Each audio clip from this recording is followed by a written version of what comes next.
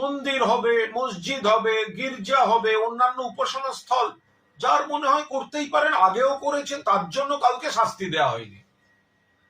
কেন তৃণমূল কংগ্রেস একটা শৃঙ্খলা ভঙ্গের ব্যবস্থা নিয়েছে, সেটা যিনি নিয়েছেন জানেন। এটা আমি আমার দলের সৈনিক হিসেবে আমি বলেছি।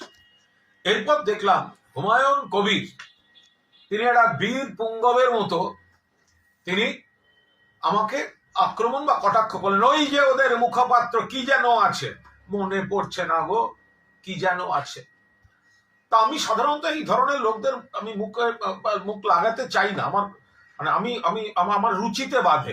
কিন্তু কেউ যদি অকারণ খোঁচাখুচি করতে চায়, মনে রাখবেন নাম তো ভুলে যাচ্ছেন, নামটা মনে করিয়ে দায়িত্বও কিন্তু আমার, কুণাল ঘোষ। ফলে আপনি বলছেন মুখপাত্র কি যেন আছে, কি যেন ঘোষ, বা এরকম এটা কি একটা বলেছেন। তো আমি আপনাদের বলি, যার নাম মনে পড়ছে না বা যাকে একটু লঘু করে দেখাচ্ছেন, এই হুমায়ুন কবির তাকে বারবার ফোন করে তার অ্যাপয়েন্টমেন্ট নিয়ে তার সঙ্গে দেখা করতে এসেছিলেন। হুমায়ুন কবির প্রথমে লিখেছেন হাই হুমায়ুন কবির হিয়ার, ওর নাম্বারটাও আমার কাছে ছিল না, এরপর আমি সেভ করে নিই।